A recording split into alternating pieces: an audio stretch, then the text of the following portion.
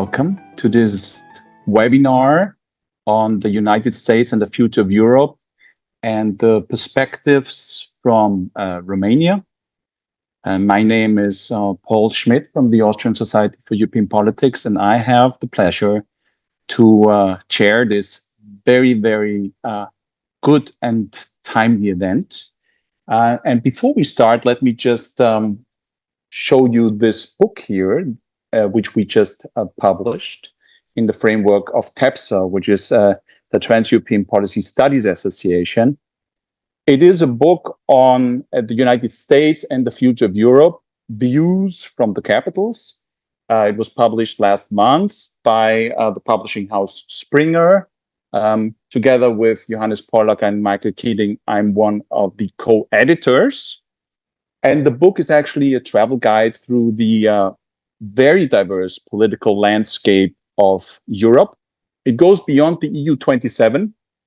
It comprises views from the capitals from the EU 27, but also from the 10 candidate countries, plus Norway, Iceland, UK, and Switzerland. And it is a collection of chapters, country chapters, that try to analyze how the different countries view the transatlantic relations and how they perceive the United States at this point in time. The book was actually concluded at the end of last year after the elections, so before the inauguration of the current US administration. Now, we know a lot is going on a daily basis, but this is actually a very good starting point for a discussion on transatlantic relations, which are taking place all over Europe as we speak. We've discussed the bilateral relations in many, many countries over the European continent. And it is interesting to see that many of our neighboring countries think that they have and still have a privileged and special relationship with the United States, but they also are changing their mindsets. Public opinion is changing. The way the United States is viewed, in particular the US administration is viewed, is changing. And I think there is also common ground of understanding that in order to change and stabilize transatlantic relations, the European countries have to stick together and coordinate and speak with one voice. This discussion today, which is organized by the European Institute of Romania together with TEPSA, is actually also based on this book. And we are going to have a very, very exciting 1.5 to 2 hours. Glad that you're all here. We're going to start by two welcome speeches. We're going to have the Director General of the European Institute of Romania, Oana Mihaela Mocanu, and Jim Close, who's Secretary General of TEPSA, talking to us. Then we will have both authors of the Romanian chapter presenting their views and how they see current developments. And after that, we will have an interesting and exciting panel with views from Romania, from Belgium, but also from Latvia and from the United States. And of course, you also have on the bottom of your screen a Q&A button, which you can use to send us comments or questions. And I'll be watching this window here when it pops up and make sure that your comments and questions are actually part of our discussion today. Having said that, ready to start, without further ado, I'd like to give the floor to our host, one of our co-hosts today, Oana Mihaela. You have the floor. Thank you for having us. And we look forward to your remarks. Please.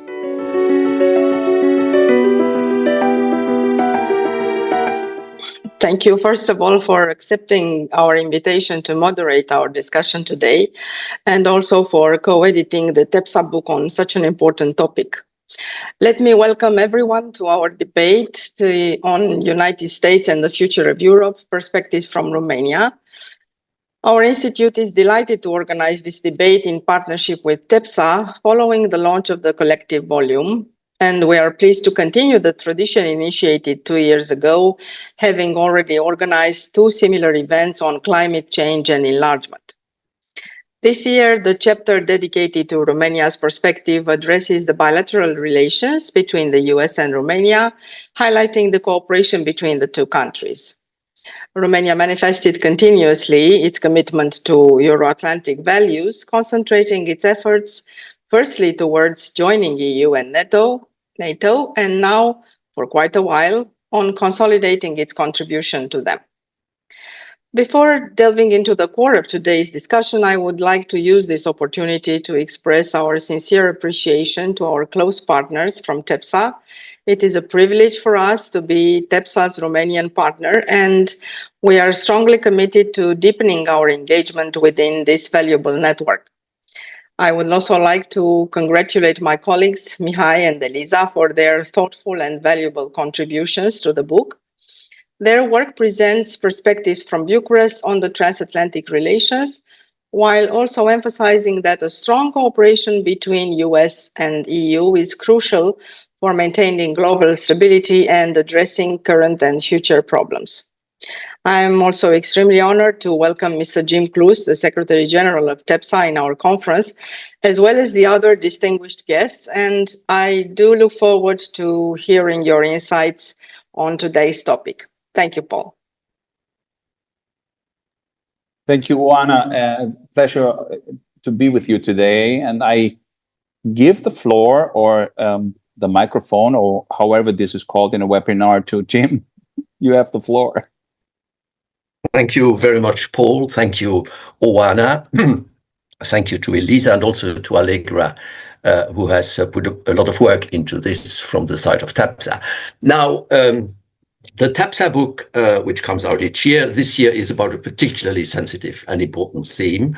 And so it's extremely topical, and it provides views from the capitals, from the member states, and also the neighboring countries, as Paul said. Now, when I look at the book, of course, it was finished before the inauguration. So many things have happened since, which would probably have led to some other comments. But I think it's a very good basis to start from, because it basically shows that for most, if not all, the European countries, the transatlantic relationship is quite fundamental, and they deeply feel that it should be nurtured. And as Paul said, many countries think they think they have a special relationship with the United States. I have to be a bit more nuanced here. Now, the fact of the matter is, and I will make a few remarks to make people think, because I think there are lots of questions about the transatlantic relationship today. First of all, we live in a new world. It's a multipolar world. It's a world where might seems to be right, the end of happy globalization. And this is a time to ask some awkward questions about the US relationship. Of course, it's difficult to wrap our heads around some of the things which are coming out of Washington. We have an objective interest to keep a good relationship. We should not take the initiative to scupper the relationship, but we cannot be ostriches and ignore what comes from the other side. So first, about the values. I think if you look at the political comments on political science in the United States today, it sounds very much like Carl Schmidt, I have to say, which is not exactly the kind of values we are defending. Secondly, there are constant attacks from people from within the US government against everything the EU represents with its values and all of that. You've seen this in your own country, in Romania, with the elections. You saw it in Poland, you saw it in Germany, you see it across the board. Secondly, there is a concerted effort from people around Vance to work with Corvinus and Ordo Iuris, think tanks close to PIS and to Orban. They just issued a report which was first presented in the United States, which is basically calling into question the DNA of the European Union. It goes very far, not much would be left of it. Also, I was very struck to see that the State Department launched an official document which addressed itself to the Europeans and said we need civilizational allies, and implying that the Europeans were no longer that, because they were trying to fight against parties like the AfD, for instance. Now, I think there's a big problem here. The last point is just a very small point. It's an important point. The American model of capitalism has been extremely good at generating growth. It's far less good in generating general well-being. If you just look at the health figures of OECD, for instance, but I'm not going to labor that point. Now, on geopolitics, there are very serious questions which need asking. Isn't it the case that what Trump seems to be offering to the Europeans is, one, you pay for your defense, which I completely agree with. Two, we will no longer provide you a guarantee Article 5 of NATO, which we do not know, but that seems to be implied. And three, you continue doing whatever we like, geopolitically speaking. It's not a very good deal for the Europeans. Secondly, on Ukraine, I think the Trump administration has used a lot of Putin's rhetoric. People talk positively about the deal on minerals. I do understand that it is a way to show that the United States remains engaged, so that's positive. But there are less positive aspects. The first one is the idea that while Ukraine is being said to defend our values and our security, the American president seems to consider that every penny given to them should be paid back. And secondly, I think there are problems with the status as a candidate for the European Union by handing over a major role in the exploitation of minerals to a third country. Now, what should we do? Because it's no good moaning all the time. So I think we should emancipate from the United States, create a more equal relationship, and become more autonomous. Now, I speak today, it's the day of the 18th of June, which was the call of Charles de Gaulle in London in 1940 to resist Nazi Germany. So it's a good time. I wrote in an editorial recently, we need a more Gaullist approach in Europe, which means defending the European interests.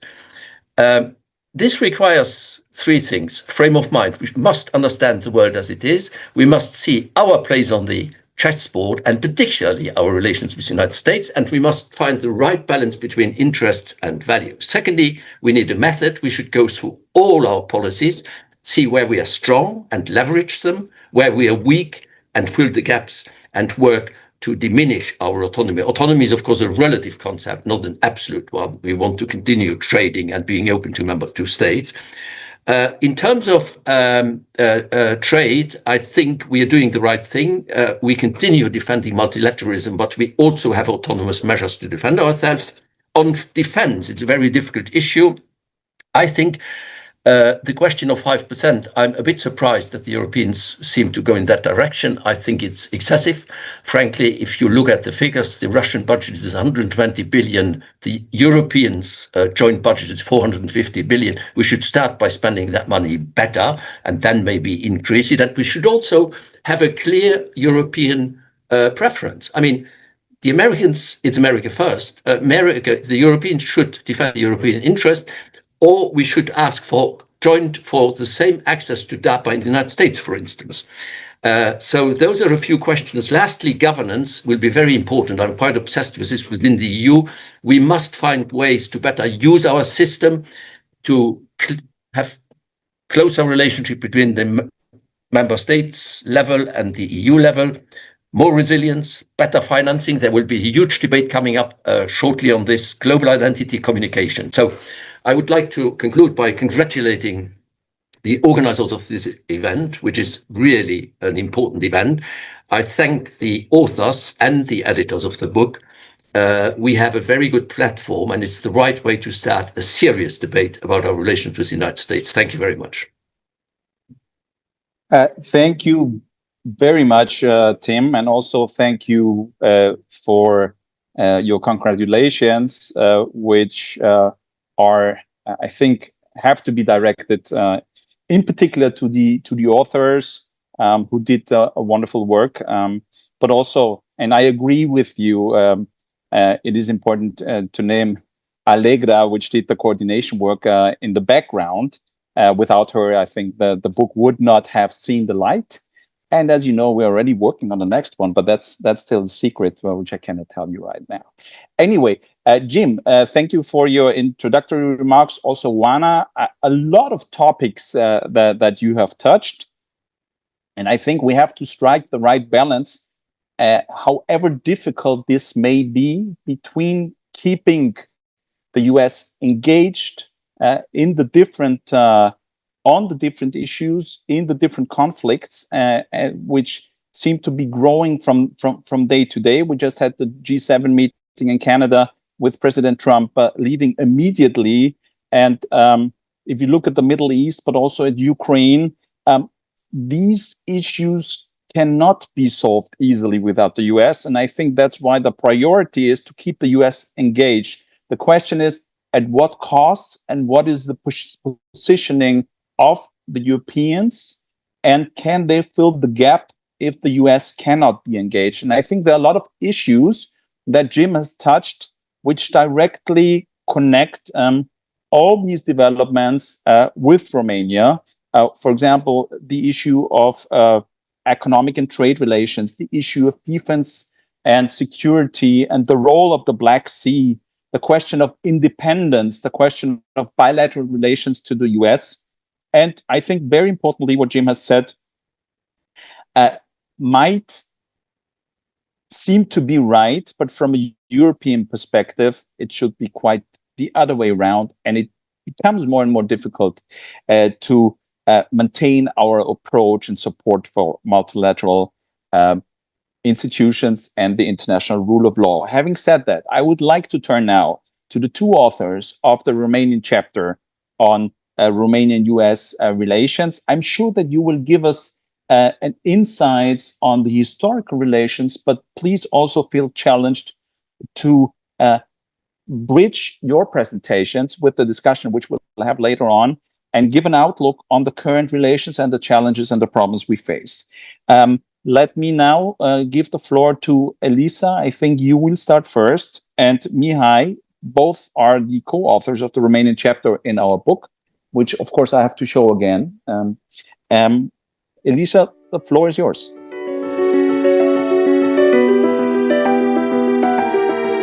Hello, and thank you very much for being with us today. We are very grateful to be surrounded by our distinguished guests, who are both very well documented about the transatlantic relationship, and furthermore, I think they bring a great contribution to the policy debate on the both sides of the Atlantic. For the chapter written together with Mihai, we argued that the US-Romania relationship is set to stand the test of time in a volatile global context.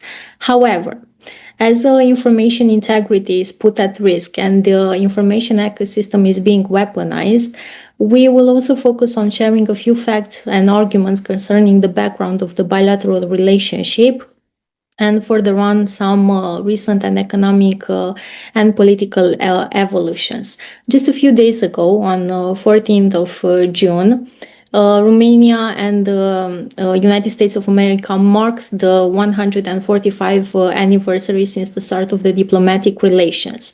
While the history of the bilateral connection was marked by both warm and cold instances, there is to mention that during the communist regime, Romania has been granted the most favored nation treatment and benefited from this status from 1975 to 1988, when the situation of the human rights worsened. Then, after the revolution in 1989, just 3 years later, following our transition to democracy, Romania and the US signed a bilateral agreement focused back then on intellectual property, tourism, and access to information related to foreign trade. And just 1 year later, the most favored nation treatment was reinstated. On this dossier, I would like to note the decisive contribution that has been made in the negotiation process at that time by Professor Vasile Pușcaș, who later on became the chief negotiator of our accession process to the European Union and is currently one of our distinguished members of the Scientific Advisory Board. Now, from that moment on, meaning the early 90s, Romania has proved to be a firmly committed to the Euro-Atlantic values and has developed its relations with the US while building the roadmap to joining the EU and becoming a NATO member. Even though this process was not at all a swift one, it was, however, built on political consensus and the need to anchor Romania's security and foreign policy on three pillars: the membership to NATO and the EU and the development of the strategic partnership to the US. This is why, in the last decades, the cooperation between Romania and the US was mostly focused on economic affairs and foreign investments, on the protection of democratic values, on security and defense matters, and education and culture. And one prominent example in this case being the Fulbright exchanges. Another subject worth mentioning from the last 3 decades is the support that has been granted by US administrations and civil society organizations to building the civil society sector in Romania in the early 90s. This process continued with further on with the support and assistance from the European Union, and also in transferring know-how to the newly built democratic institutions. The fulfillment of the objective to develop a strategic partnership between Romania and the US happened in 2011, but we need to bear in mind the fact that this process started 14 years before this. However, during this time, Romania was an active player in the fight against terrorism, with troops on the ground in Iraq and Afghanistan, and with direct support that has been provided to NATO even before becoming a full member of it. Following this moment, a new phase in the bilateral relations has been opened. In 2014, we have the US Navy that established a new military base at Deveselu in the southern of Romania, focused on the Aegis missile defense system, which is capable of tracking, engaging and destroying ballistic missiles flying outside of the atmosphere. In addition to this, by facilitating the access to of the American capabilities on national soil, we have the airbase near Constanța, which serves now as a multimodal transportation hub. Romania has also established itself as a reliable ally for the US. In return, we think that the Americans have expressed constant support for Romania's Euro-Atlantic aspirations and even showed an increased interest in the security developments associated to the Black Sea. Last year, we had the 9th strategic dialogue in Washington, when the main points on the agenda covered energy cooperation, strategies focused on increasing Republic of Moldova's resilience, and the war in Ukraine. On this occasion, we had the Memorandum of Understanding being signed on countering foreign state information manipulation. This memorandum serves as a basis for consolidating the cooperation in 5 key areas: on national strategies and policies, on governance structures and institutions, on human and technical capacity, civil society independent media and academia, and multilateral engagement. In order to conclude this presentation, what could affirm, and we are doing this in our chapter, that the US-Romania relationship is a match made in geopolitics, which benefited from bipartisan support along the years, but it can only continue based on a close grip as long as both parties understand and support the current and future interests of the other one. And in order to support this, we think that resources should be allocated towards reigniting the power of cultural diplomacy and of making a better use of the expertise and contacts that we have both in the Romanian community in the United States and in the American community from Romania. Thank you. Thank you very much, Elisa, for this overview, in particular on the role of the Black Sea Constanța. I think that's something that we can touch upon later on in the debate, but also on, it was interesting to hear that there's an MOU on foreign state information manipulation, because also Jim mentioned electoral interference, also something we can touch upon later on. And having said that, Mihai, please give us your presentation. Thank you, Paul. Thank you, dear colleagues and friends. So after Elisa has touched upon the political aspects, I'm going to come back to, let's say, more concrete topics, meaning the question of economics. When we speak about Romania-US relationship in EU context and a global context, we should have in mind that it's also about the economy and common interest, especially that we now celebrate the 145 years of diplomatic relationship. Romania has itself shaped and should shape more in the future as being a highly relevant EU member states for the security and global economic interests of the United States. Basically, being part of the EU is something that only enhances our economic and strategic value, which was reflected in the last decade in the deepening US investment in Romania and also in a more dynamic investment climate.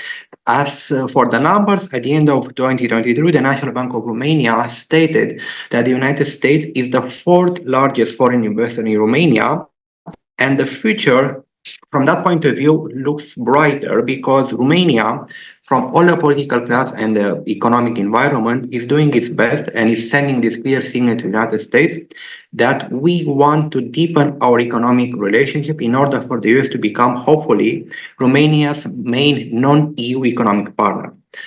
What also helps our bilateral relations is the fact that the US investments are rather diversified. We have American investments in the automotive industry, in the machinery and equipment, agriculture and food, and the ever-growing IT and electronic sector. Also, there is a strong interest in the last years in, let's say, in the more newer technical areas such as smart grid systems, renewable energy integration, or energy storage solutions, which reflects the fact that the economy and the investors are not only focusing on the basics and on the past, but also they are thinking strategically on the medium and long term. Also, beyond this favorable investment part, we also have an important and robust trade and strategic exports, with Romania increasing its exports to the United States and vice versa. For instance, in the last publicly available data at the moment when we drafted the report, US exports to Romania were especially in the area of, for instance, in ammunition, which reflected our shared security objective in navigation equipment or broadcasting equipment. And Romania imports to the US reached almost $4.9 billion at the end of 2022. And our top exports to the US at that moment include machinery, vehicle parts, steel and metallic items, and also agricultural products such as fertilizer. The relationship is only growing at the moment, and one key cornerstone that all the studies have shown and all the experts have consulted talk about was the fact that the energy security is something that is a very critical and also visionary area of our cooperation. And let's say the state-of-the-art cooperation in that area, it's about the small modular reactor project technology, where Romania wants to become the first of its kind in Central and Eastern Europe to use this new technology. And for that, in the last years, we have signed a memorandum of understanding with US companies in order to develop this technology in Europe, more particularly in Romania. It is not a project that is being presented in the media only as about energy, but it is also a project that has this very sci-fi allure. Basically, it's about pioneering advanced energy solutions that will bolster European energy resilience, and it's also about independence. And the cooperation is also deepening in areas such as offshore natural gas and wind energy production, with projects that will hopefully transform Romania into a significant energy exporter. For instance, the Neptune Deep or similar projects are going to become relevant in the future. Romania has also invested a lot in the military cooperation, and we have seen a lot of exercises or upcoming talks about improving my military relationship with the economic focus, especially the dual-use products or aspect concerning to military mobility. And from that aspect of military mobility, we can draw some key recommendations that our report presented on how the future should look like. First and foremost, it's about a partnership that should overcome the problems of the past or the present and look into the future. And one key element that we believe is important is the fact that we should build our partnership and our resilience on shared values.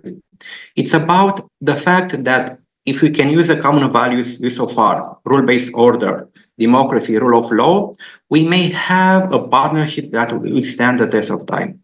In the same time, we believe that the EU should pursue its own strategic resilience in order to become a real partner of the United States and to reduce its dependency from the security point of the United States. It's not about not paying, but it's also about upgrading our capacities in order to match and help our American allies in that perspective. Also, in the partnership should be built on, from the Romanian perspective, on the very close cooperation that they have with energy companies and the fact that we can become an active and crucial player in this equation. Secondly, when we speak about the EU-US relationship, we need to have in mind that it's vital to take into consideration the specificities of each member state. Talking from Central and Eastern European point of view, we believe that our relationship with the United States should be focused on security aspects. If we look at the difference between Western Europe and Central Europe, security is something that stands out from that perspective. And in Romania, we believe that the bilateral relationship should be centered around a strategic partnership, which predates both the Romania's NATO accession and the EU membership. Last but not least, it's about using regional cooperation for a dual objective.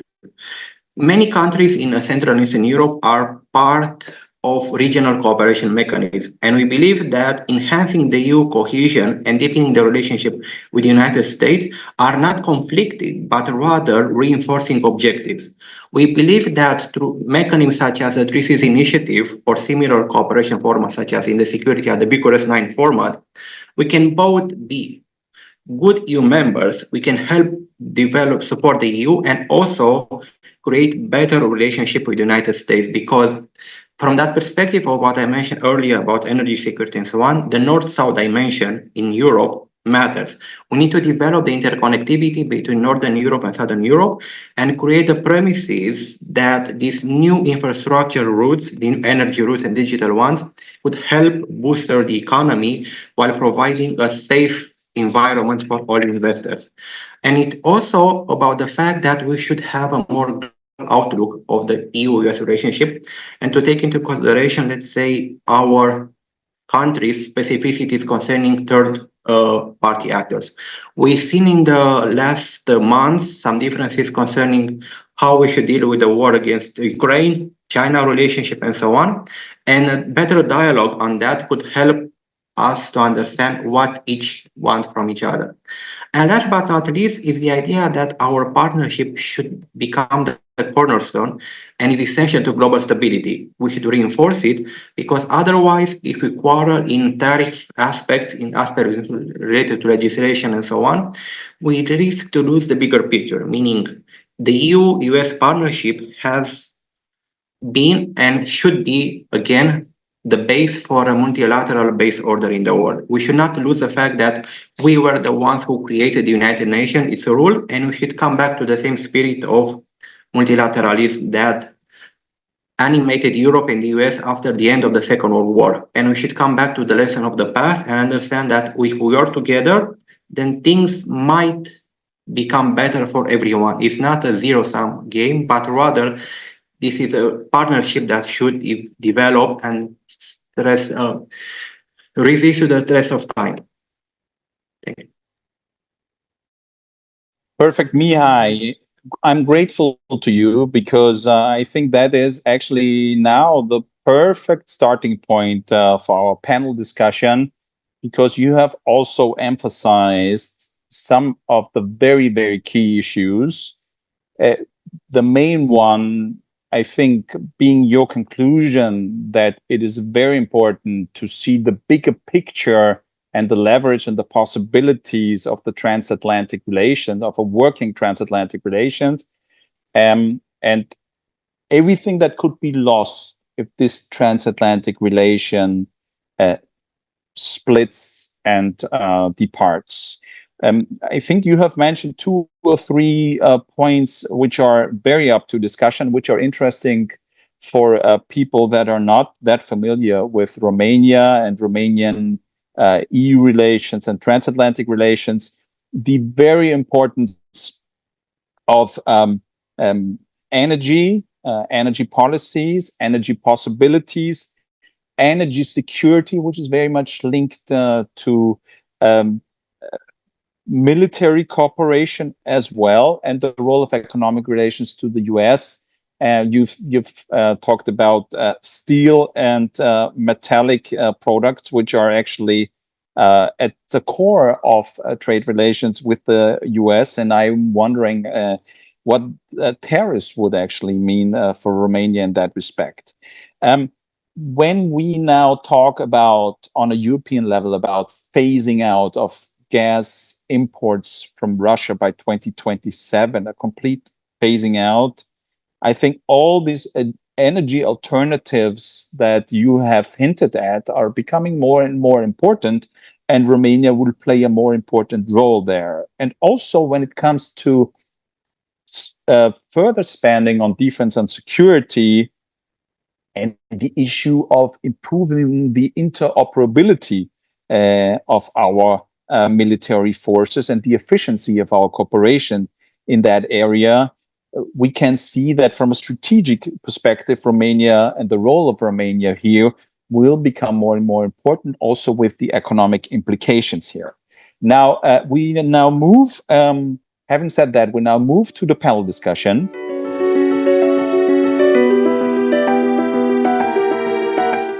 Let me also stress again that on your screen, on the bottom of your screen, you will have the button for Q&A. We've already received some questions. Feel free to send us comments or questions, and I think Jim is already busy answering them, but we will also integrate them in our panel discussion. Now, let me just very, very quickly introduce to you the panelists of this upcoming panel. We have with us Alina Bagawanu, excuse my French and my Romanian. I'm happy to have you. Alina is a university teacher at the National University of Political Studies and Public Administration, and she's also the president of the administrative board of the European Institute of Romania. We're very happy to have you. We also have Karlis Bukovski, good friend from Latvia. He's director of the Latvian Institute of International Affairs and teaches at the Riga University. He is also an author of our book. He talks about Latvian and writes about Latvian-US relations and the implications here. Oana Antonia Polibasanu is joining us, also from Romania, from the Foreign Policy Research Institute. She's a senior geopolitical analyst here. And we also have a Romanian guest from Belgium who joins us from Brussels, Ionela Maria Ciolan. She is a research officer at the Wilfred Martens Center for European Studies. And from the US, but now actually being in Romania in person, which gives him the advantage of not having to spend the night with us. We have Aurélien Mohan. He is an expert in international relations and a project manager at the Columbia University in the US, and brings in maybe a very, very different perspective. Having said that, I will give the floor and the microphone to Alina for her statement. But if you want to comment on something that you've heard already, please feel free to do so. Thank you very much. Hello, everybody. First of all, let me express my gratitude to the Trans-European Policy Studies Association for this very important partnership with the European Institute of Romania. I am very glad as president of the board to acknowledge this partnership. It is an important part of our activity. Let me congratulate Oana for fighting for this partnership and for keeping this alive. And of course, my special thanks for Elisa, and also appreciation for Elisa and for Mihai for being part of this very important book project. I'm very happy that they are part of this European conversation. I think that they provide a lot of local knowledge, which is so very important in order to make the big picture. I'm very happy to be here today. I have fond memories of the previous event about climate change, and I'm looking forward to your next project. You said that it is still a secret, but once it is open, I hope that you will take into account the contribution of my colleagues from the European Institute of Romania. So that was my first point. More on the substance, I will make 2 points. A very short reference to how the world looks today without sounding too boring, because we have the feeling that we understand the big picture, but we get stumbled upon the small picture. So this will be the very small references to how I see the world today, and then to 5 temptations regarding the transatlantic relationship. So my first point about how the world looks today, I think that, and it is common knowledge, I think that we should acknowledge the fluid, the multi-dimensional nature of the 21st century politics. I think that we live in a situation with which we are not accustomed, intellectually speaking, in which states and supranational structures alike simultaneously compete, simultaneously cooperate, and simultaneously hedge across domains and issues. Again, I think that we are not intellectually equipped, especially in the transatlantic world, to such a situation when on different subjects we are very close to the United States, for example, and on different subjects and on different domains we are very, very far away. But again, I think that this is how the world looks today, in which again states and multinational structures simultaneously compete, simultaneously cooperate, and simultaneously hedge. I think that it is a period that defies alliances, and again, this is a very hard thing to understand and to live for us Europeans. So it is a period that defies alliances and in which we witness the emergence of modular issue-based coalitions. So depending on the issue, again, we may find ourselves very close to the United States, and on other issues very, very far away. And again, for me, also as an intellectual, this is a very, very challenging thing. In this context, I will underline 5 temptations about the transatlantic relationship. And these are major topics of information warfare. Both you, Paul, and Elisa made reference to information manipulation. And I think that these 5 temptations are the biggest, are the major subjects of information warfare.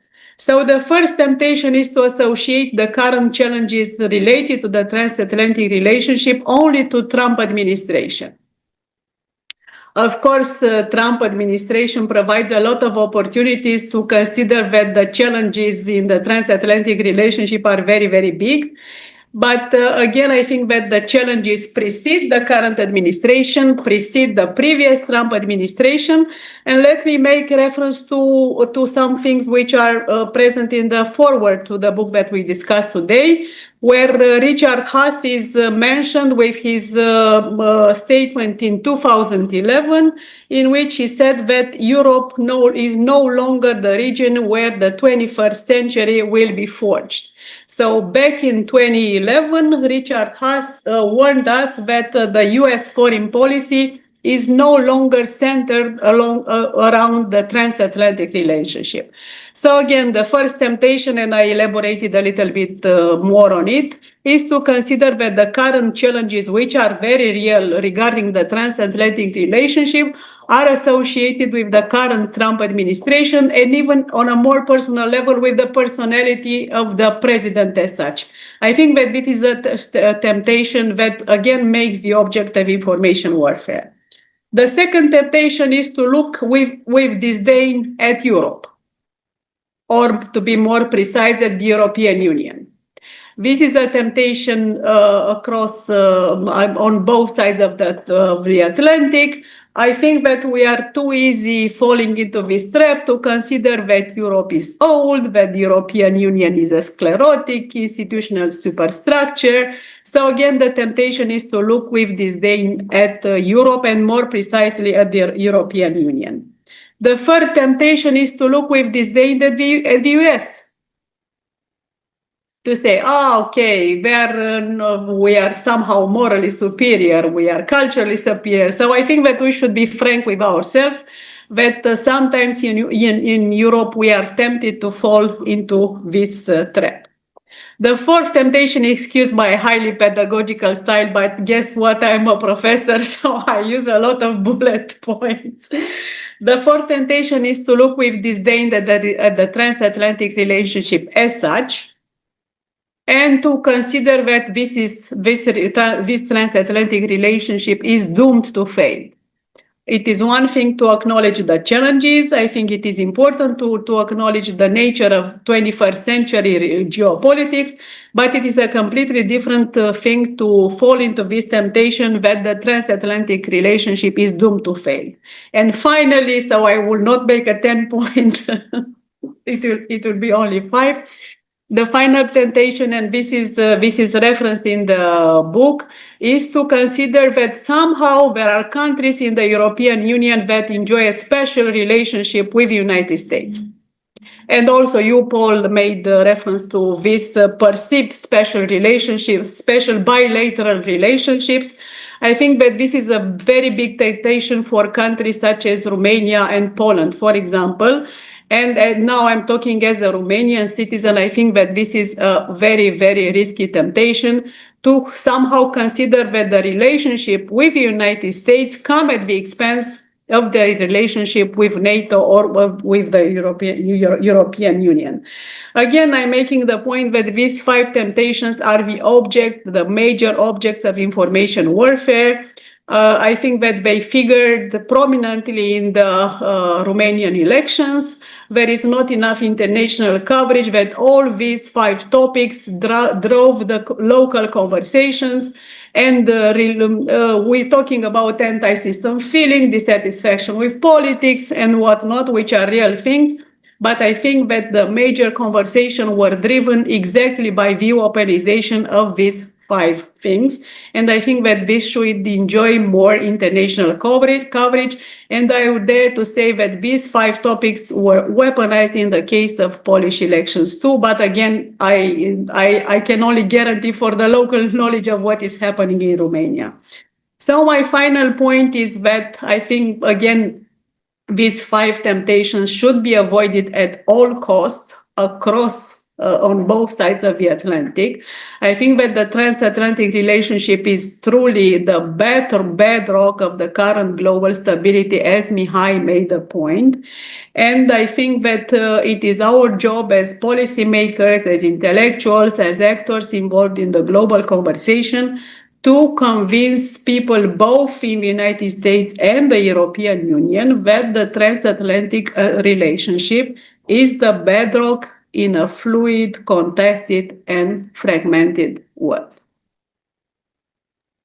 Well, thank you, Alina. You sure gave us something to think about. And I think these 5 temptations that you have mentioned, and also thank you for your structure that helps following your thoughts. These 5 temptations are a reality check and are something which are at the core of many of our transatlantic discussions from country to country, which countries have in common. Having said this, I would like to move to Kalis. Kalis, maybe give us your thoughts and give us some beef, maybe some provocation, and your views on how to tackle those challenges.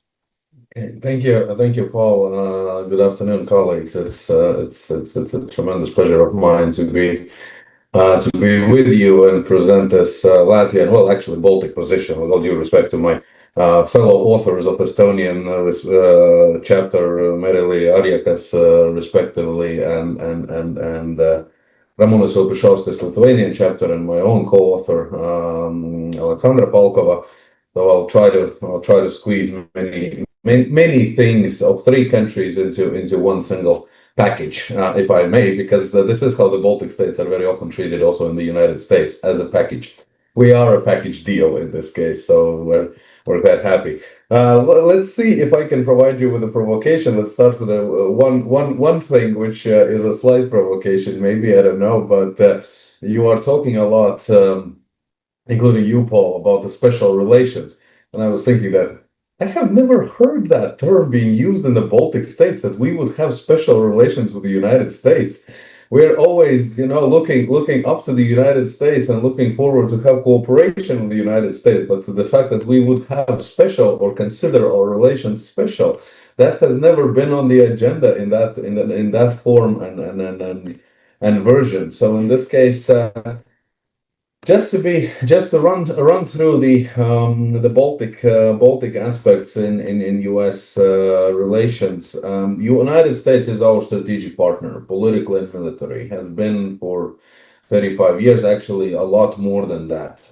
Because again, we have to keep in mind that the relationship with the United States were established in 1922, technically 4 years after we proclaimed independence. So we're sometimes wondering why it took so long. But of course, there's the prolonged periods of domestic and internal state building process that was there, and so de jure recognition by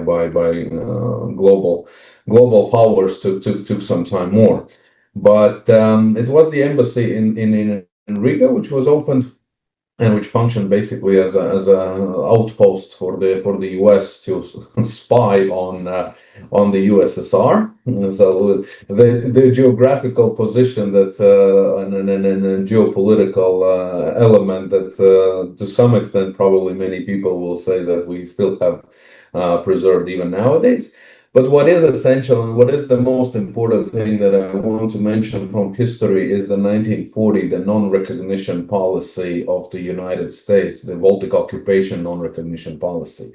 Sumner Welles, the Undersecretary of State of the State Department of the U.S., has been famous figure for many things that nowadays we would consider as it's very sad that that his career ended this quickly, but for the reasons that nowadays we definitely don't consider to be anything out of normal. And the thing is that, of course, this non-recognition policy helped us to basically keep the idea of independent Baltic states alive. U.S. allowed us to keep the representations of de facto non-existent governments to function in Washington for the duration of the Soviet occupation period. So in this case, U.S. helped us with regaining independence. U.S. helped us with withdrawal of the Russian troops from our territories. The U.S. helped us with membership in NATO and partially, well, of course, with a blessing also in the European Union. U.S. has been essential and tremendously important partner for our security policy also in 2014 when we really got scared of first thing occupation of Crimea, but then of course the start of the war in Ukraine and Donetsk and Luhansk in particular. We were fairly scared because at that point we didn't have any enhanced forward presence groups of in case of Latvia of 12 countries. Troops from 12 NATO countries, temporarily, permanently stationed on our soil. We had 4 airplanes patrolling the airspace of the 3 Baltic countries. So you can imagine that at that point, seeing Russia's actions was a scary moment. And it was President Obama back then who came to Tallinn on unscheduled visit and basically gave a speech in which he said that even if NATO cannot come to terms, the United States will defend the Baltic states unilaterally, which was a huge thing for us because, again, knowing our historical traumas and our fate and sovereignty being decided in Ribbentrop-Molotov, Hitler-Stalin pact behind our backs, with Yalta conferences and Tehran conferences and so many other moments when we actually felt like we have been basically our fate have been decided without our participation. This Obama speech, of course, was significant. It was a deterring factor, of course, for Russia. It was also a calming down factor for the Baltic societies. 2016 NATO decisions on enhanced forward presence groups and Canadian forces coming to Latvia in great numbers. US, of course, already in 2014 deploying a few hundred troops in the Baltic states. Then, of course, also the British and the French troops, again in combination with the U.S. In Estonia, and Germans and Lithuania. That's a major step in increasing our defense, and this is in this case, of course, has been valuable and important. Another thing, of course, after 2022, the situation has been that the presence of the United States has been even more necessary. It also has liberated us to some extent. The militarization of the Baltic states, or basically building the defense system that we previously did not build because, well, very often West was afraid of what Russia gonna say.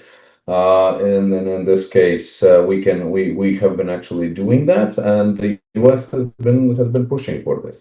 So in this case, as strange as that sounds, but politically and military, the relationships are have been very strong. But economically, there's a major underinvestment, so to speak. They're disproportionately low in the Baltic states, US economic presence, than it could be. Take into account how friendly the Baltic states towards the United States generally are. And so in this case, it is important to keep in mind that the Baltic states, well, have always had a rather interesting and peculiar attitude towards the U.S. administrations. Basically, that we tend not to care who is the administrator, as long as the United States interests, geopolitical and security interests, remain exactly the same. So there is continuity in that. So on the other hand, and here's a little provocation, Paul, you wanted. The Baltic states have rather secretly, of course, but always have been leaning more towards Republican administrations because of Republicans traditionally being more hawkish on Russia. That, of course, changed slightly with President Trump and his positions, which are put us in a rather worrisome moments occasionally during his first presidency, when the questioning of NATO, whether it is obsolete or is not obsolete, and then of course also current movements of the United States, which in this case are also causing quite a lot of worries. But there's an interesting thing that, of course, 2018 President Trump, and he's the only U.S. president who has ever called Baltic states tremendous people. So this is again, it's a silly thing, and from the point of human perspective, but it's a very nice thing to actually have heard about ourselves. Pete Hegseth just a couple of weeks ago called us model partners for the United States, and this is also one of those calming down factors, because just to wrap it up and tell you how the situation we feel at the moment is that during the first presidency of President Trump, well, this demand was for increasing the military expenditure to 2%. We very quickly followed, because it was actually already during Obama's time in 2014 when we made the decision that it needs to be increased. Now the request to spend at least 5% of the GDP on the military is actually being accommodated as well. A month ago, the Baltic states adopted governments adopted the regulations for the next year's plans for the next year's budgets, which actually prescribe that in Latvian case we're going to have 4% next year. We currently have 3.25, and we're going to in 2027 we're going to have those 5%. This, and we will be continuously buying also the U.S. equipment, and of course keeping the U.S. in has been one of the major aspects. We agree with the United States from the point of view that NATO should have, well, two strong legs, the North American one and the European one. So in this case, we're not saying that Europe doesn't need a military, although some of the politicians have been mentioning that the European army is unnecessary. Well, the logic is to basically keep the Americans in, and in this situation again, we We consider the continuous presence of the United States in the region, in Europe, as a paramount aspect, while Europe continues building up its own capacities and capabilities, and that is a necessity. It's of course the capacity overstretch, the evident capacity overstretch of the United States is pushing for the European countries to actually come together. But from the Baltic official perspective, we of course don't want NATO to be substituted. We don't want the exit of the United States, and especially a very quick one and disorganized one.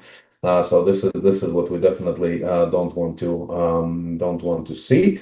And again, this is us doing our own homework. And yes, there will be austerity measures, which will be, sometimes I am joking that books will be melted into bullets next year because of the austerity that we have to also impose. You wanted provocations, so here are the provocations.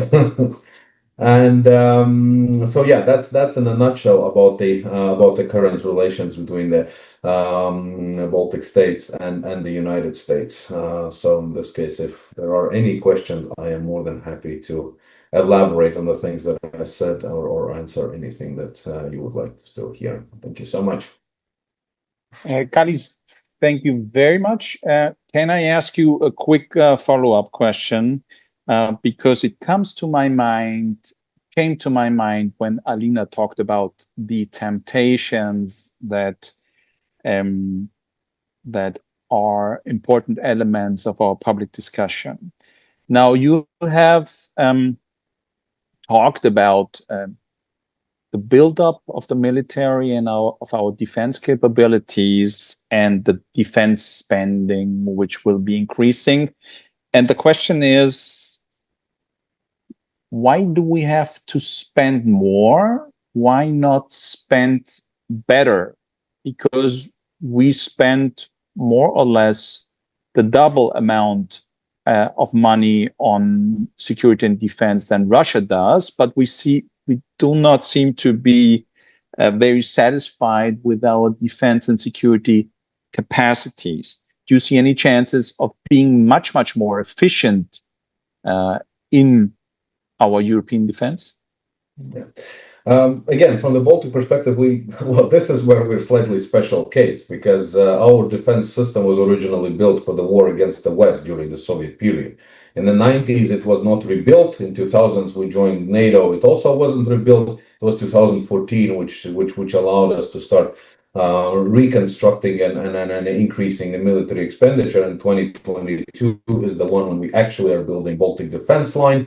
This is when we are buying massively air defense systems. This is when we are Latvia, in case we return to conscription 2 years ago, where we have been sorry, but again, this is one of those things that on a human level, I think it's a very vivid example that, of course, it's not like the majority of the population wants this, but on the other hand, majority of the population supports this, which is exit from the Ottawa Convention and introduction of landmines.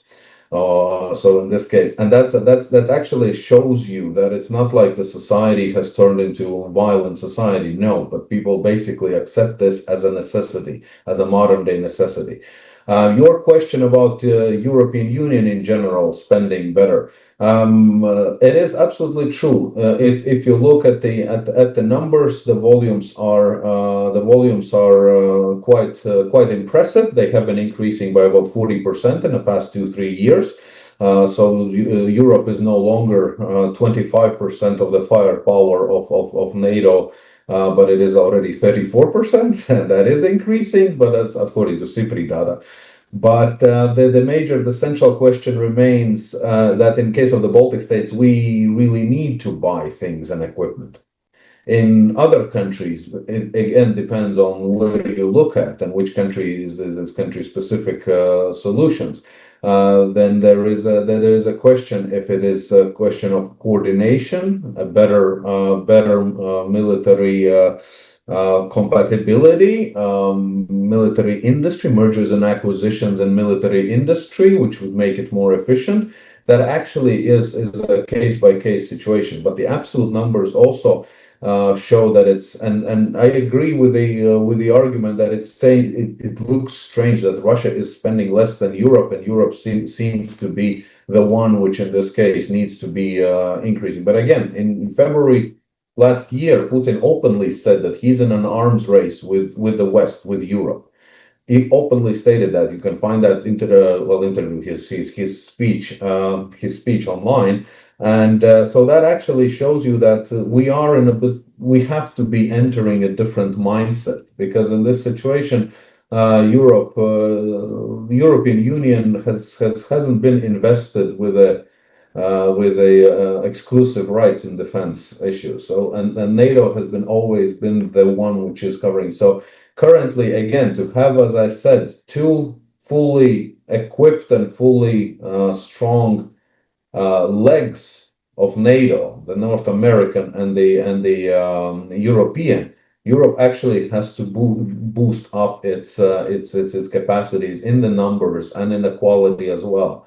So I agree with you that it is a question whether it's the numbers are going to do the thing, but once Polish colleagues asked me this, and my response was, when do you know the situation when bureaucrats haven't managed a way how to spend money? So in this case, there will be solutions. There will be and equipment is missing, especially in case of the Baltic states. We actually lack equipment, so we need to put numbers in and buy equipment and build defense lines. Okay, thank you, Kalis. Thank you for your answer. That leads me to Juana Antonia, maybe also the geopolitical perspective on transatlantic developments from your side. We look forward to your thoughts. Well, thank you very much. I do geopolitical analysis, and geopolitical analysis and geoeconomic analysis as part of a multidisciplinary body of social sciences. And it seems to me, and I will get academic because I'm Alina's colleague after all, so we work in the same university to prove this. So I will get a bit academic as well. It seems to me that when we are talking about the transatlantic relations and their future, we need to shift from thinking about looking up, as Carles have said earlier, looking up to the United States and looking to actually work on making that relationship functional, considering that social sciences are working with society and how society changes. And our society has changed since NATO was founded. Our society has changed since the EU has started to be a very functional international organization. The Cold War, in other words. And right now, we are wondering whether our partnership with the United States, as in European Union, Europe, NATO, with the United States, transatlantic relations, are still founded on values, or do we need to think about something else? And that is a question that we in Europe need to answer, as well as the Americans need to answer. So, in other words, what are our values? That's a philosophical question, but it is a very important question, considering that we have founded NATO and the EU on liberal values. And starting with what Alina has pointed out, well, we have different perspectives and we have different challenges that are no longer within the liberal framework, that are more into the very real as in realism school of thought, security-related challenges, and that these challenges actually go to the individual. So, as I am also an academic, I will have bullet points reconfigured into questions that need to be answered by policymakers, because I'm not a policymaker, I'm an analyst. And my conclusions lately have been, okay, so here's another important question that I need to answer, but it is not that I need to answer to. It is basically the state that needs to answer to. It is basically the European Union that needs to answer to. It is the policy-making crew in general, and it is us, the specialists, those that are helping the policymakers, who have the responsibility of asking the tough questions, because, well, that's our job. So do not shoot the messenger. That's my introduction. Now I start with the question, with the first one, which refers to what kind of pressure are we on? In the Black Sea region, we have a new geopolitical node that is basically opening up to all sorts of challenges. And we have started back in, if I may, 2008 with Georgia. We have continued with 2014 with Crimea, and now we are looking at a military conflict and an economic conflict that is shaping our world and the societies. So what kind of pressure are we under when we are talking about transatlantic unity? And what is the US pressure, and how is it different from the EU pressure? Now, I will suggest that Alina was right. So I have partially covered some answer on this one. The US has not shifted away from its interest, and this is not a new thing that we are seeing on behalf of the US. But we are seeing a continuation of pulling back to internal problems, which was a paradigm that has been there before even the first Trump administration. Now, what are we doing with that? Considering that we had all this time and all sorts of wake-up calls, I will quote someone that is more of a professor to me that said, well, we probably need to sniff away coffee or something in Europe to actually wake up to those important events that are on our borders, because the wake-up calls clearly do not work. So on that one, what kind of pressure are we on, considering that we also have a Middle Eastern conflict, where I have seen the question related to the unity. My follow-up question is, how are we doing with the UN when Russia has been there and has pretty much blocked everything that had to do with its own aggression on the liberal framework that we have built? So yes, we live in a complex world where international law is challenged from the Black Sea to the Mediterranean Sea.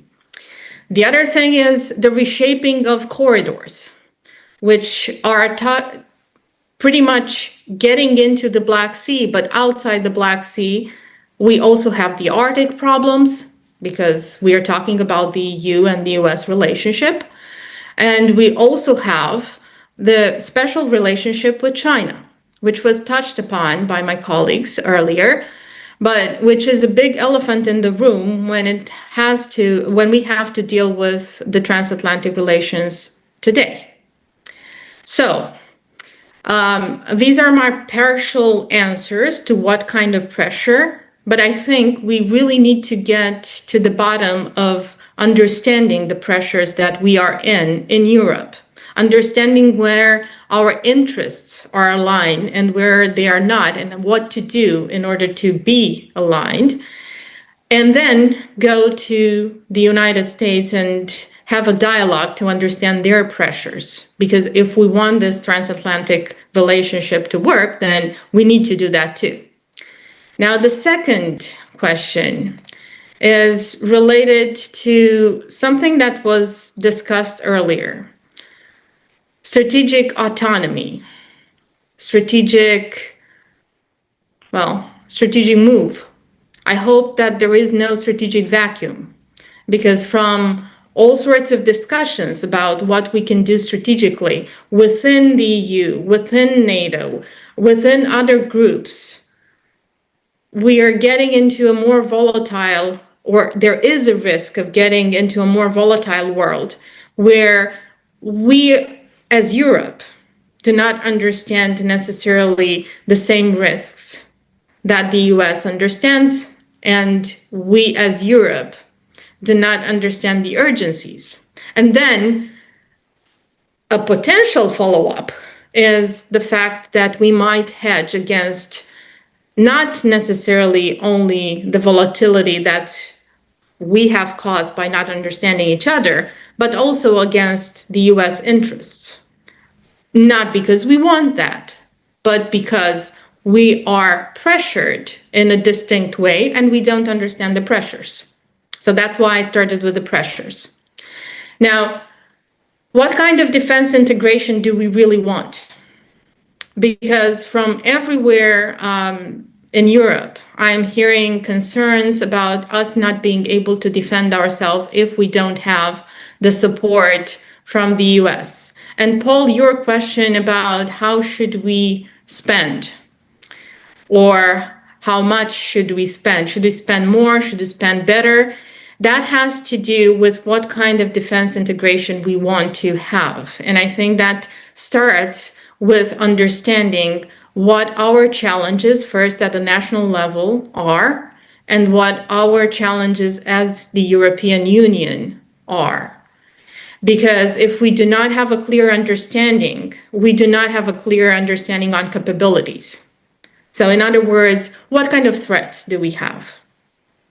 What are the specifics that we need to defend ourselves from? I know that Alina has a list of things that we should do in order to defend the individual risks of disinformation, for instance.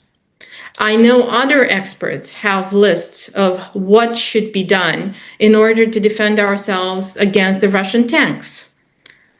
Now, we need to gather somehow these minds at the national level and then at the EU level to understand where our capabilities work right now and what do we need to go forward. And how is that integrated with NATO? Because if we want the corridors in the Atlantic to work the way they do now, considering that the US is going towards the interior problems that they are facing, we will probably need to share some burden there as well. So the question is Arctic, Atlantic, what do we do with those? Because we have big players there and we have a friend that we do not want to lose. But we want to build that relationship forward, the future of the relationship with the US. So the basic question would be, do we need to double down on NATO despite the frictions that we are having with the US? Do we have frictions internal within the EU? What do we do with them? What kind of other frictions do we have within NATO? And yeah, well, footnote, Middle East, Turkey, and Turkey's role, and Turkey's partnership with the EU and with within NATO. That's core to understand as well. And the last question, the last big question, is obviously, because I'm a Romanian, right? Related to Ukraine. Ukraine is not a big question to me only because I'm a Romanian, but because it's the major security challenge for Europe and the Eurasian continent.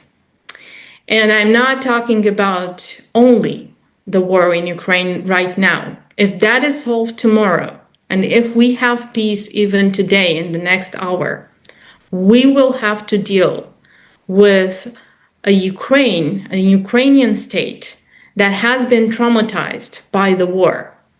We will have to deal with peace building within Ukraine, and we will have to deal with all the security challenges that arise from a population that has been traumatized with real war with Russia. How are we doing with that? How are we planning to deal with that? It's not just about the reconstruction in the sense of rebuilding bridges, rebuilding houses, rebuilding institutions, making the government work. It is about rebuilding the nation state and rebuilding the society and helping that in such a way that they do not pose a threat to Europe again, that there is no threat of war. And for that, well, that's way more complex. So I have no answers on that one, but I know that this is the most important question that we need to answer in the European Union, first of all, because of the Ukrainian potential accession in the following years. And I know that when we are talking about security, we are talking about the overall political, economic, and military aspects of security. So it ties into everything from perspectives on political stability, from the way we trade with countries that are beyond Ukraine, from the way that we secure the Black Sea trade routes, which is still under a war code, and transport is very much affected, from the way that we integrate the response in the Black Sea with that in the Baltic Sea. Everything is coming together into this question. So I will end there, and hopefully I have not been too dramatic, but these are my questions for future research. So these should be the questions to be answered by policymakers so that I have something to write about. Thank you very much. I'm also selfish at the end. Well, thank you, Anna, for being selfish and for asking just the right questions, and to lift one of the secrets, actually, our next book, and you're very welcome to share a chapter with us. Our next book will, of course, be on security and defense and the future of Europe and how the different capitals actually see those developments. Now, on your questions, maybe some of us would like to share some of their thoughts and some of their answers, maybe. One thing is for sure that on the next, during the next NATO summit, which is coming up, the big issue will be doubling down on military finance to keep the US engaged. Now, but these questions have to be answered and have to be answered quickly by policymakers in order not to be naive. And I think they will also increase the quality of our discussion, which is coming up. Now, over to you, Nella, maybe. What is the Brussels perspective? Maybe share some different angles with us or give us some answers to the questions that Oana just very rightly has raised. Thank you very much for the invitation. I'm really happy and honored to be back at the European Institute of Romania, where I did an internship many years ago during my master studies. It was like very old years ago, but happy to be back.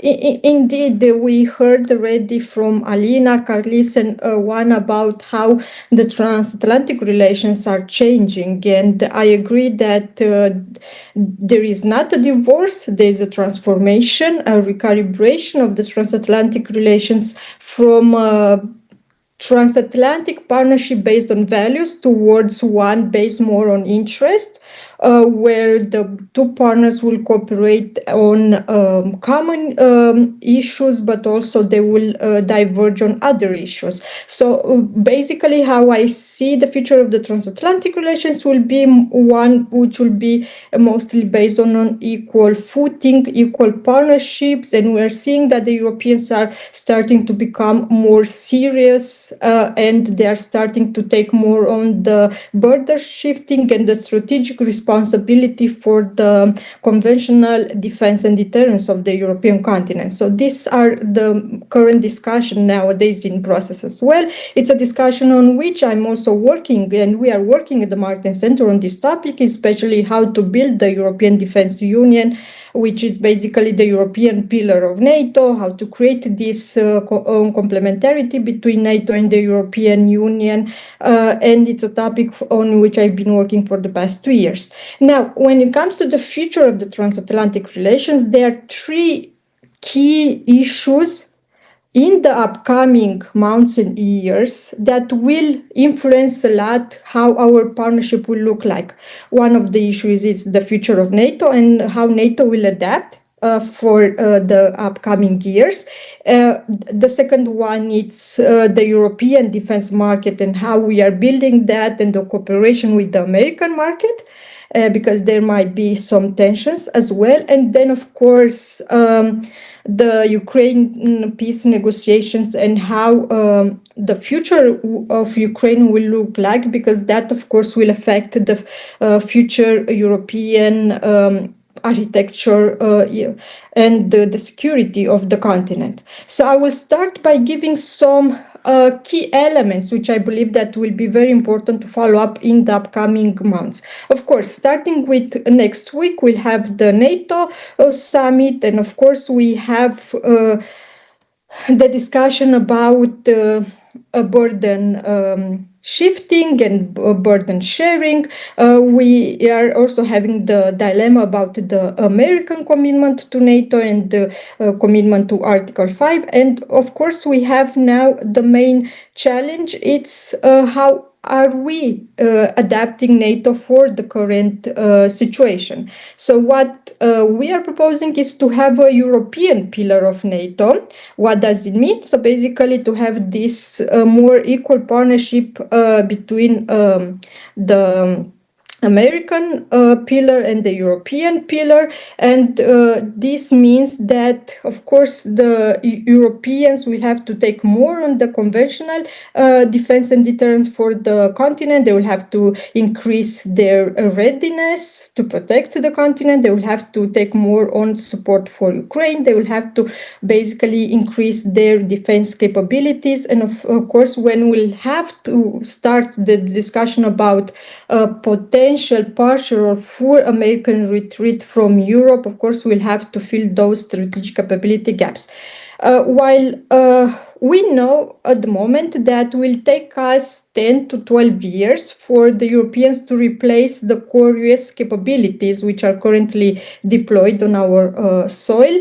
And of course, that means that we'll have to have political will, uninterrupted funding for that, and no major security shocks. So this timelines assumes that all of this will happen, and on top of that, President Putin will give us a decade of peace to prepare for that, which is, of course, very naive. Realistically, we might have 2 to 5 years. Already Secretary General Rutte mentioned in his recent speech that Europe might have 5 years until we'll have a Russian attack on the eastern flank, on one of the European NATO territories. So we have to really prepare for this situation. And the realistic path to do that, it's that we have to do more on Europe. And in order to do that, we have to basically increase also our capabilities at EU level, because for me, the future of NATO will, and the European pillar of NATO will be something like keeping the American in, making sure that we still have the Americans involved in our security. It's not realistic for us to believe that we can have a complete decoupling from United States. It's not feasible, it's not desirable, but we need this transition, and this transition is possible. And in order to have this European pillar of NATO, of course, we'll have to do more in terms of what the Europeans are investing and taking the burden sharing in terms of the NATO defense planning process. That means we'll have to increase our force generation targets, especially under the new NATO force models, which requires 500,000 troops at various readiness level. Urgently in the upcoming months and 1 year, I guess, we'll have to start replacing that 2,000 US troops which are on rotation, and those might be those troops that the US will try to pull out from Europe. We'll have to increase our spending and through joint procurement to buy more strategic enablers and take over, some of those strategic capabilities that are currently provided by United States. And here I'm referring to intelligence, to secure communication, to air defense and refueling, to deep precision strikes and heavy lifting, which are currently provided by United States within the NATO umbrella. And of course, we have to do more on building a common European defense market. So this is one of the things that we have to think about the European pillar of NATO. So on one side, we have to keep the Americans in and showing to them that we are serious about our commitments and that we are capable also to provide the support for Ukraine, but also to provide credible deterrence to the Russians to show that we are prepared to fight for our continent. And of course, we should have discussion with the United States to keep them in to provide the main responsibility for the nuclear deterrence. Because this is something that we are not at the stage to have that. So we need to have the Americans in for nuclear deterrence, for space capabilities and their space power, or of course for strategic intelligence for at least another decade. While we in Europe will have to take the commitment that we will be in charge of regional deterrence and defense to build more rapid reaction forces and to progressively fill all those strategic enablers that the Washington will not longer provide. So this is basically a flexible way of planning for building the European pillar of NATO, and we'll have this discussion in the upcoming months. Another important discussion, apart from the defense pledge and moving from 2% to that 5%, we have to have a clear timeline on that, because it's not very clear if it will be 2030, if it will be 2035 or 2032. So we need to have a clear timeline for that defense spending increasement. And also we need to, in Europe, to start developing a strategic culture that we need to act now and increase our readiness. Well, this is on NATO side. Then another issue, of course, it's the EU defense market. Here, the European Commission, together with the member states, for the past couple of years, they already started to develop the European defense technological and industrial base in response to the new challenges, and especially this happened in the past 3 years. A key focus, of course, in these policies to develop the European internal market for defense, which is currently seriously underdeveloped and dependent on non-EU suppliers, notably the United States, from which we buy between 50 to 63% of our defense procurement.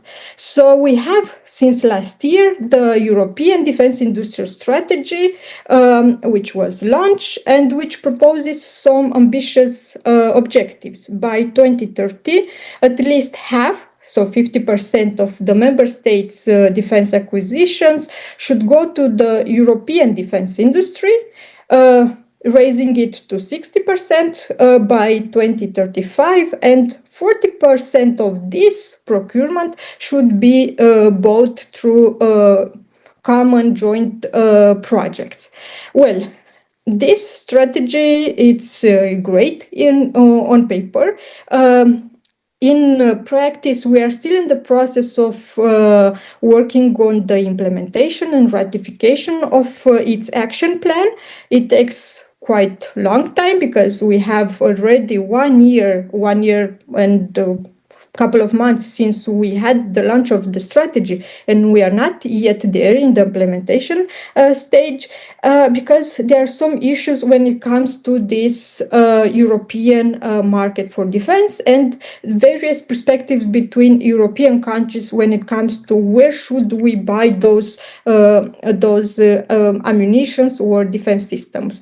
On one side, we have the Eastern European countries, which are still favoring the US supply suppliers and see buying American defense system as a way to foster their security ties with Washington. On the other side, of course, we have the other Western European countries who believe more in the European preference. So we still have these internal dynamics and political differences that we need to overpass. Of course, on to complicate a bit the situation, we also have the position of United States about what's happening in Europe. On one side, Washington would like the Europeans to be more dependent on our security, independent on our security and defense, and to do more for the protection of our continent. On the other side, they would like us to continue buying American defense products. So we have this duality there, which should be solved. Of course, now we have, since this March, white paper for the future of defense, which was published by Commissioner for Defense and Space, Andrius Kubilius, and there is this idea of working more on joint procurement, and there is those of three main European defense financial lines through which the Commission tries to help the member states. But then there is also the issue of buying from American companies, because there is the requirement for joint procurement in the future, or to buy from countries to which the EU has the security and defense partnership. And the EU doesn't have one with United States. So the EU has one which was recently signed with UK. There are discussions to have one with Canada. There might be having one with India. Let's see what will happen on that part as well. But we don't have one with the United States. And we have recently some objections from Secretary of State Rubio, which mentioned the importance for the transatlantic partnership, of course, to have this continued American participation in the European defense procurement. Well, this remains probably one of those topics of divergence and conflict between the two isles of the Atlantic on how to move forward with the defense procurement, either buying European or buying American. On short term, I believe that the practical response will be that we'll still buy from American companies, while also trying to build more our strategic capabilities here in Europe and build that European defense market. Then Ionela, sorry to cut you short, but we're running a little late in our agenda, and I wanted to bring Aurelian also into discussion. Is it okay if we conclude your statement and then we will do another round? Okay, sounds perfect. I will speak about Ukraine later. So to sum up, of course, the way how I see the transatlantic relation, of course, we are undergoing this critical period of recalibration, and we will be returning to a more transactional US administration and a world that is migrating to multipolarity, in which, of course, the European Union is building its own voice as a global actor, and a world in which also the European Union is building its own security and defense policy. Thank you. Perfect, Ionela. You've touched very much about on the issue of security and defense, but of course, transatlantic relations have additional dimensions, very, very much also on the economic and trade side, but also political perspectives and approaches are now very, very different. And Juana Antonia talked about the different understandings and the need for dialogue, but then there's the basic question: who do you talk to? And the things that you have said, are they still remembered once you have left the room? Now, having said this, I would turn to Aurelian, and I'm very, very interested to hear from you maybe how naive the Europeans are in their approach to the US. Do we understand the pressures?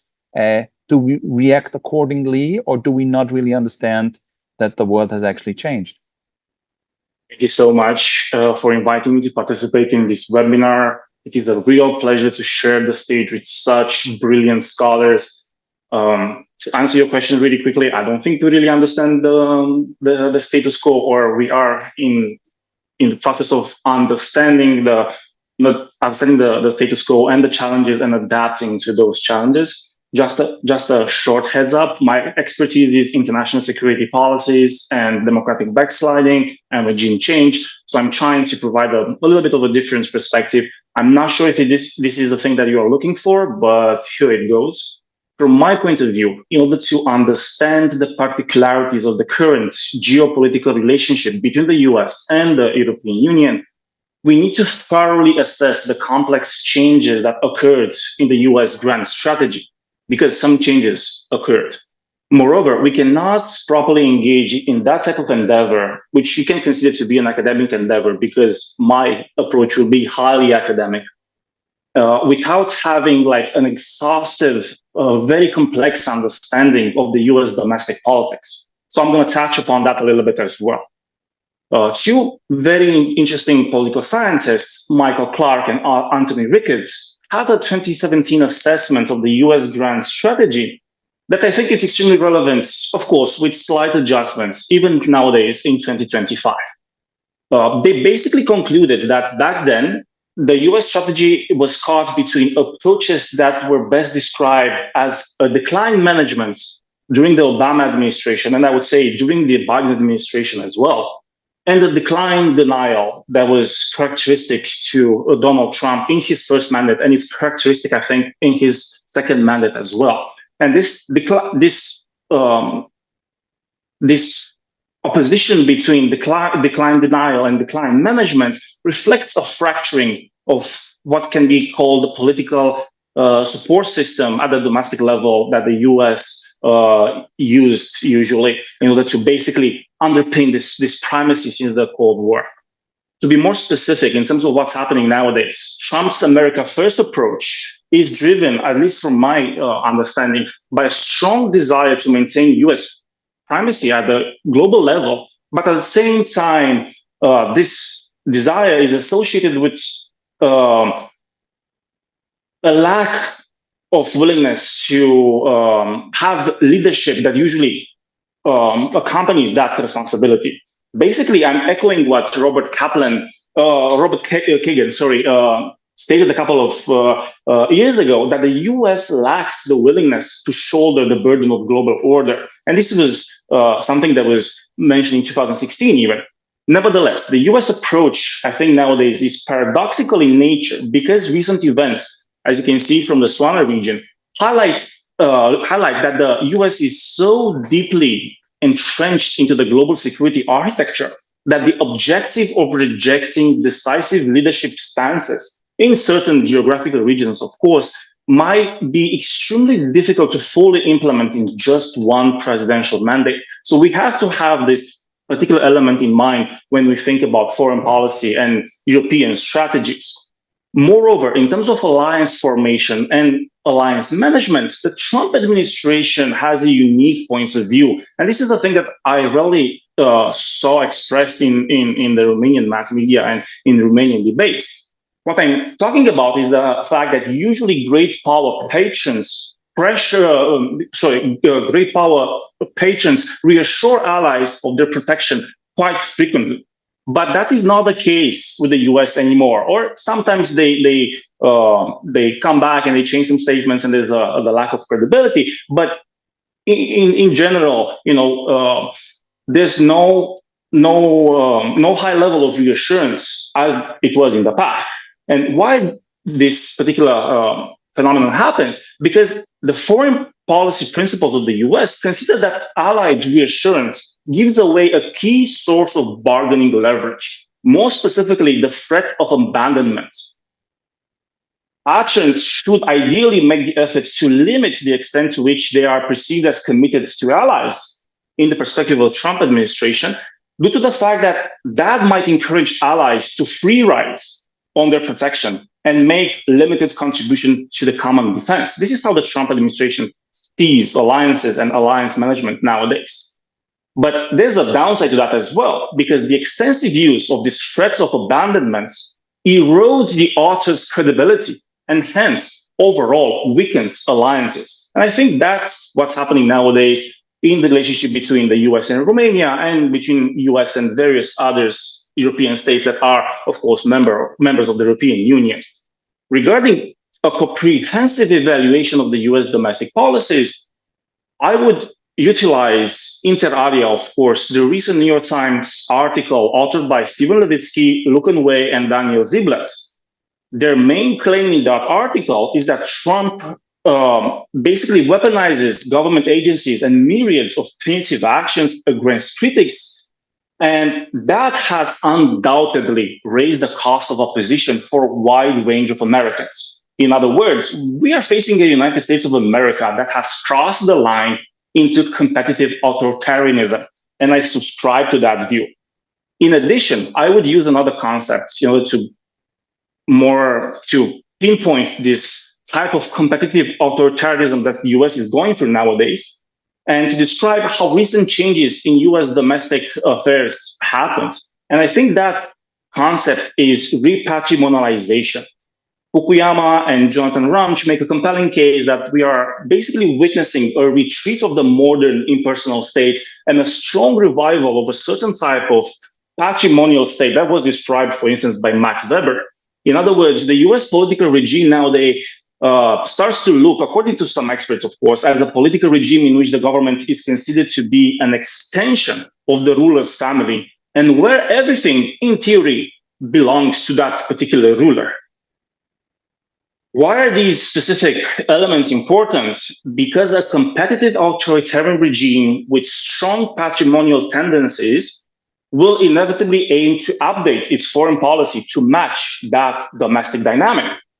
Namely, as another speaker mentions at the beginning of this webinar, the US might start to change its vast system of alliances to support and prioritize states with democratic regimes which are willing to adopt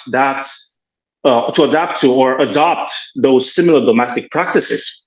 This also means that the US is more volatile, as many foreign policy approaches, as you saw nowadays, will directly emanate more or less from the US president. And there are some recent statements by the US president that can demonstrate that particular statement that I just made.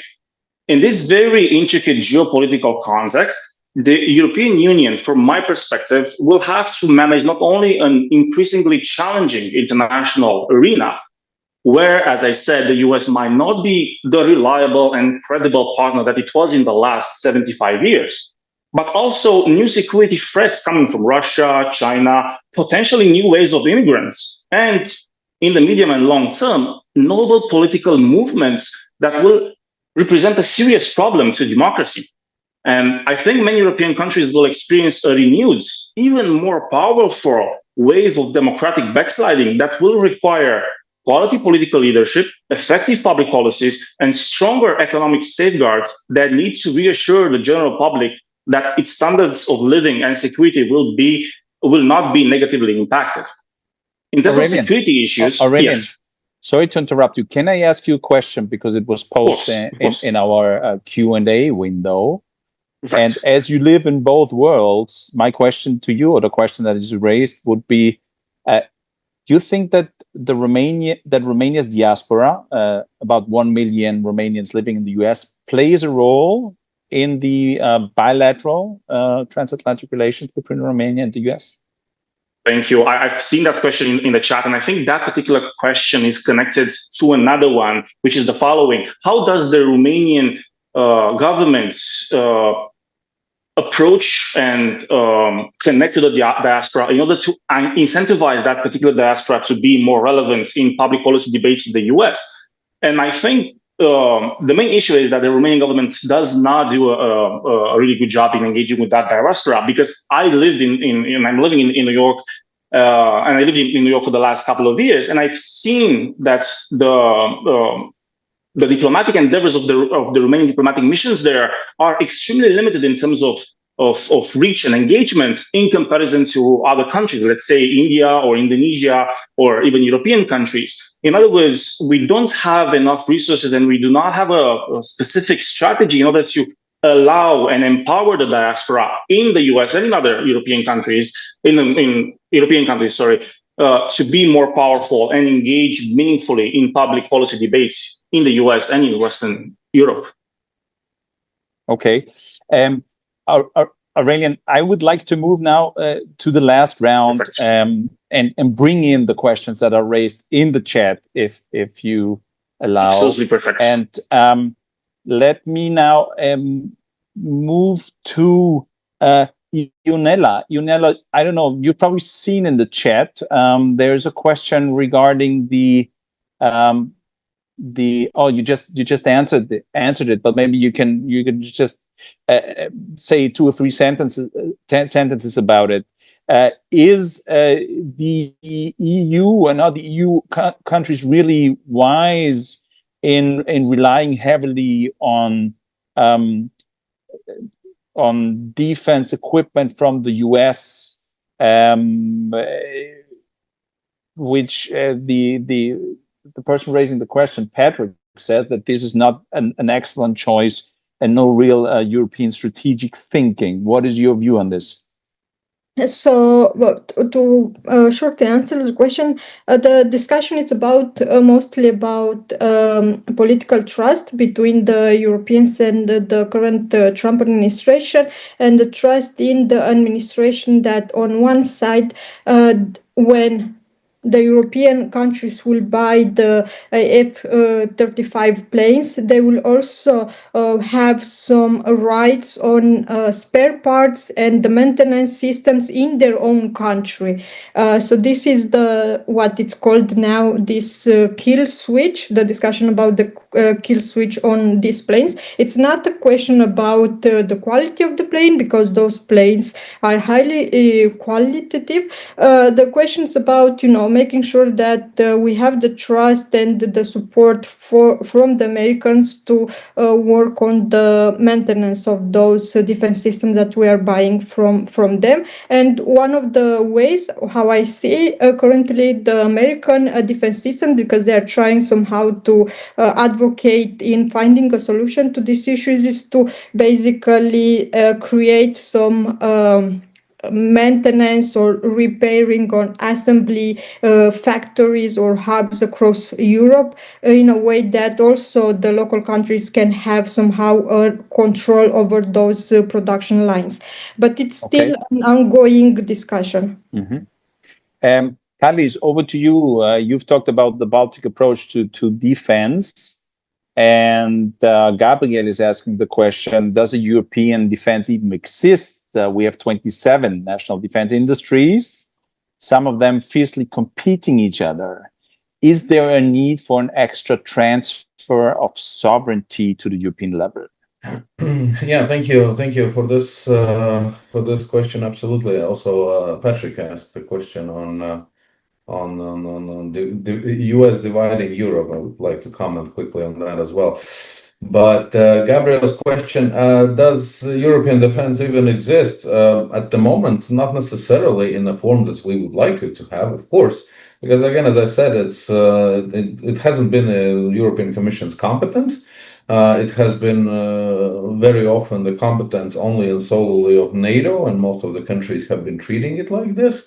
So in this case, since 2016, we have been laying the groundwork for the European defense, strategic autonomy, strategic compass, military mobility issues. Those are few of the examples. But in this case, it's again one of those things which tend to happen over time. And there is this Dombrovskis was yesterday, I think, commenting that Putin will not wait until we're going to have all the documents in order.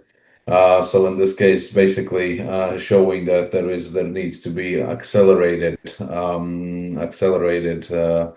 policies towards and actions towards having the European defense. If that involves, and most likely at some points, it could be some sovereignty delegation in addition, but I don't believe that it's going to be European army. I don't believe is going to be immediately a European army of which will be run by PESCO or by Kubilius in this situation, or it's a greater coordination, increased interoperability. Those are the issues that we're going to see first, because I don't believe it's an immediate. We need another crisis. Sorry to put it bluntly, we need another crisis for Europe to actually get to the point of delegating sovereignty on a bigger scale to Brussels.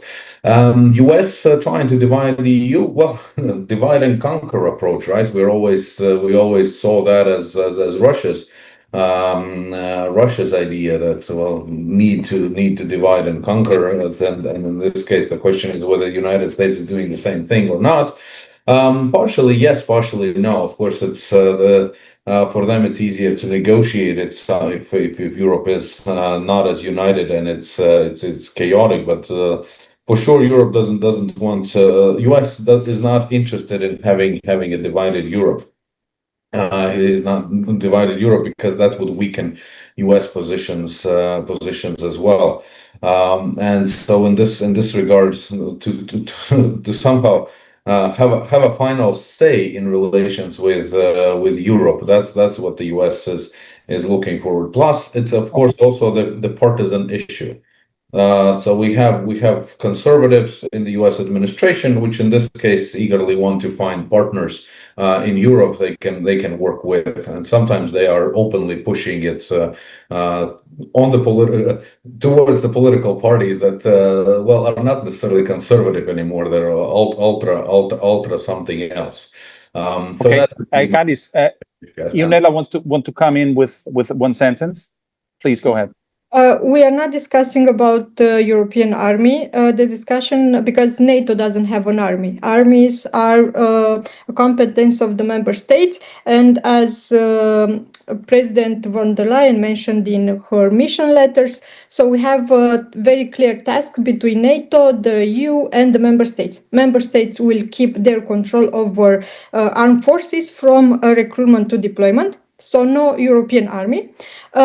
NATO will remain the main collective defense organization, and they are the ones who will do regional planning, and they are the ones who are creating all these standards and the procedures, and will have to follow that. What the EU through the Commission will do is to cover everything on market, joint procurement, investment, innovation, military mobility, and cybersecurity. Thank you, Ionela. Juana Antonia, over to you. I mean, there was one question on the credibility or lack of it regarding the foreign affairs of Europe, in particular concerning everything that is happening now in the Middle East. Feel free to reply with another question, but what do you think the EU should do to have a common stance? Is that even possible? Well, I sure hope that on some matters, at least, we are able to come on a common stance in the EU. We are coming together on the matter of Russia, so that's, a good example, a good start on how we are dealing with an enemy.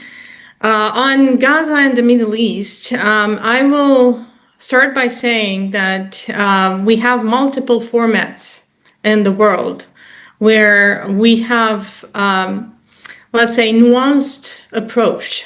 And we've seen that even during G7 and how G7 condemned what is going on and called for de-escalation, and then the US president basically rushed home. So we are in an era where we have global destructuring. And not restructuring, because restructuring means that we would have a goal towards the way we have the global world reorganized. We do not have a clear goal. We do not have an understanding, a common understanding on how the whole world should be organized. UN is an organization that basically had a sort of a framework that supported once the goal of globalization and the goal of how the world should be organized. Right now, we are seeing, and not right now, we are seeing for several decades now that the UN is not functioning as it should be functioning. And I brought up during my panel presentation the way that the UN was not able to respond to what Russia was doing with Ukraine, with Georgia, during the last 2 decades. So we are in a destructuring phase where we have interests. The EU is still there, and we still can come together on particular stances. Should we look at our interest with regards to what is going on in the Middle East? I'm not sure we will align with Iran or with Israel. Depending on nation states and depending on interests. And depending on international law. I would say that considering our energy interests only, we should probably look towards what the US is doing. And again, the transatlantic relationship is most important. So. Thank you, Juana Antonia. Alina, you have the concluding words. There's another temptation, which is actually raised in the chat, which regards the free riding and the special relationship that some countries might still think they have with the US, and which can run counter to a common joint interest and something that which we've mentioned at the beginning, that together we're probably stronger on many issues. How can we overcome that temptation? It's a little bit intimidating the way you put it, but I will have the final word. No, thank you for giving me the floor again. I will be very brief. I will make reference to Aurelian said about the free riders. There is a famous book by Wes Mitchell and Jakub Kriegel saying that in an alliance, there is the fear of abandonment and the fear from the leader of the alliance not to be dragged into a war which is not in its interests. And I think that I bring this example in order building on what Aurelian said, that I think that we still do not understand our major interests and our major fears and our major apprehensions across the transatlantic relationships. Our threat assessments widely differ inside the European Union and across the transatlantic relationship. I think that there is an issue of trust.